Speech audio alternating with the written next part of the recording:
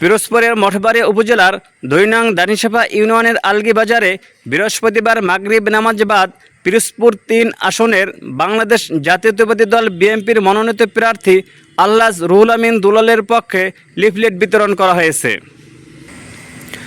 Algae বাজারের বিভিন্ন অলিগলিতে leaflet বিতরণ অনুষ্ঠানে উপস্থিত ছিলেন উপজেলা বিএনপির সাবেক সাংগঠনিক সম্পাদক অলিউজ্জামান রিপন মাতুব্বর, ইউনিয়ন বিএনপির সাধারণ সম্পাদক শাহাদাত তালুকদার, ইউনিয়ন যুবদলের যুগ্ম আহ্বায়ক জসিম উদ্দিন খান আলাল, বিএনপি নেতা রফিকুল ইসলাম আকন, ইউনিয়ন ছাত্রদলের সাবেক সভাপতি নজরুল ইসলাম পলাশ, ইউনিয়ন যুবদল নেতা হারুনার রশিদ, জসিম ফরাজি, ওয়ার্ড বিএনপি নেতা খলিল আকন সহ যুবদল, ছাত্রদল ও বিএনপির বিভিন্ন অঙ্গ সংগঠনের নেতৃবৃন্দ উপস্থিত ছিলেন।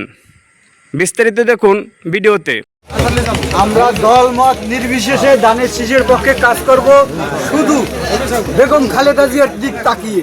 বেগম খালেদা জিয়া এই বাংলার আপসহীন নেত্রী এবং বেগম খালেদা জিয়া এই বাংলাদেশের যে নির্যাতন নিপীড়ন সহ্য করেছে তা বাংলাদেশে অবিরল।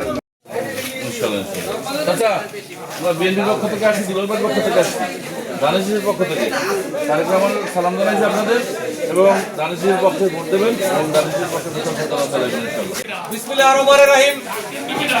২ নং ধানিসাপা ইউনিয়নের আলগী বাজারে আজকের এই লিফলেট বিতরণ কর্মসূচি। এই কর্মসূচিতে আমাদের দলীয় অনেক নেতাকর্মী উপস্থিত আছেন। দেশনায়ক তারেক রহমান সারা বাংলাদেশে ধানের শীষের প্রতীক বরাদ্দ করেছেন। পিরোজপুর ৩ আসন মঠবাড়িয়ায় জননেতা রুহুল আমিন দুলাল ভাইকে ধানের শীষ প্রতীক বরাদ্দ করেছেন। এজন্য আমরা মহান আল্লাহর কাছে শুকরিয়া আদায় করি। আলহামদুলিল্লাহ। প্রিয় নেতৃবৃন্দ, আমরা গণতান্ত্রিক পদ্ধতিতে বিশ্বাস করি, আমরা জনগণের ভোটের উপর বিশ্বাস করি। এই বিএনপি বেঁচে ছিল সারা বাংলাদেশের জনগণের ভালোবাসায় বিএনপি বেঁচে ছিল।